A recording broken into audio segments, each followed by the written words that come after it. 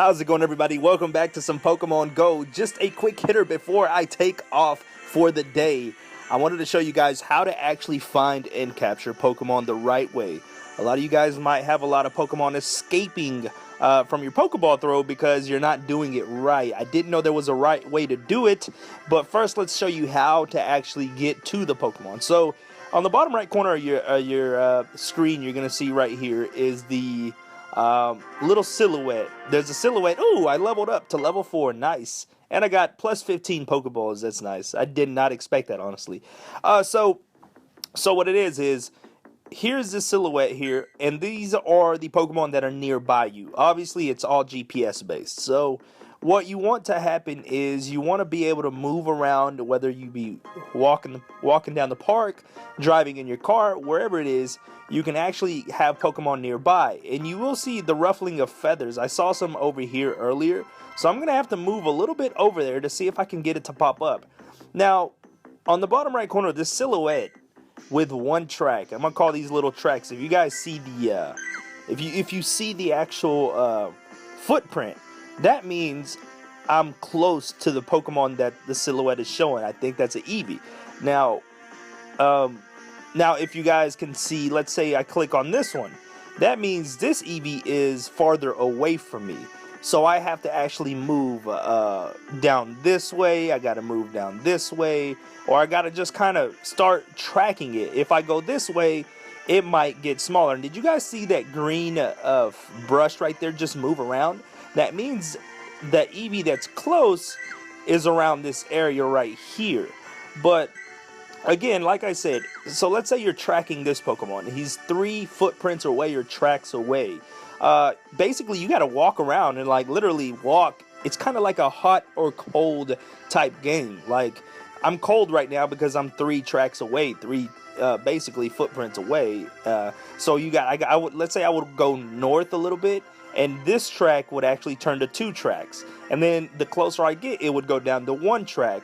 And when you're finally there, it'll like just be clear. No tracks will be shown, and the Pokemon will pop up to you. There's one right here with all this brush, and that's when you know the Pokemon is close. That's why you tap on the bottom right corner. You tap here, which is the closest, and I'm going to move forward to actually try and capture him, or capture, hopefully it's the Eevee that I've been searching for. Let's move up a little bit, and I gotta walk, and let's see if we can actually get there. And just like that, it did pop up. You actually have to walk quite a bit.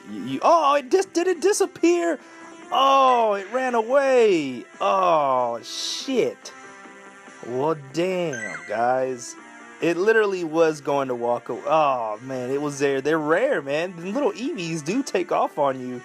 Oh, man, and I just... all right, well, anyhow, so I showed you how to track, right? I was getting close to it, and it took off. I took too long. So now let's go ahead and tap on this Weedle so I can show you guys how to actually capture things. A wild Weedle has appeared. Now, I was throwing... Pokeballs crazy, and I was missing. I was using my thumb to throw them, and it's better to use your index finger, your pointer finger, because you can actually put spin on the ball. Now, I don't know if putting spin on the ball actually just gets you experience points, or it actually helps in catching Pokemon, but the stronger the Pokemon, obviously, the more likely they'll break out of the Pokeball. But what you need to know is, let's say I'm going to try and throw the ball at them. Do you see that green moving circle? You want to throw your Pokeball and actually hit in the middle of that little circle when it is the tiniest. So don't throw your Pokeball right now when it's big. Don't throw it when it's big. You want to throw your Pokeball when the circle is at its smallest point, and you want to actually hit that green circle when it's tiny, like right on his nose, and that will give you the highest rate of catching the Pokemon. Because if you throw it when it's big, it's not going to, from what I can tell, from what I feel that you won't get the higher, statistically wise, the smaller the circle, the higher chance of catching the Pokemon, because you were like I guess, right on the money with the throw. So, and you can, if you spin, let's say your thumb or your finger, you can actually add spin to your Pokeball which gives you experience. Now, this is the fun part. You can spin really, really fast, get some gold sparkles, and then you can chuck it. So let me try and get that, see if I've perfected it. And boom. And just like that, you have some spin to it. It looks pretty cool. I think you get extra experience if you catch one. And I've already caught a Weedle before. Caught it early this morning. So Weedle was caught. You get 100 experience for catching it. And if it's new, you get like 500 experience, depending on the Pokemon. And you can see its weight, height. It's a bug poison type. You can level it up, and it's telling you where I caught it at. And it tells you where you caught it at, which is pretty awesome. And it tells you when you caught it. Now, the one thing is what I'm seeing is you can choose to transfer this Pokemon. Since I already have one, I can transfer it to the professor. And when I transfer it to the professor, he will give me candy. I think it's candy or I don't know. Let's see. Transfer succeeded. Got a Weedle candy from the professor. So there you go, guys. You transfer it. Since I already had a Weedle, if you catch Pokemon's duplicates, you could just send them to the professor in exchange for candy to be able to evolve your Pokemon, to feed them, to get them stronger, etc. But that is how you catch Pokemon, and that is how you track them.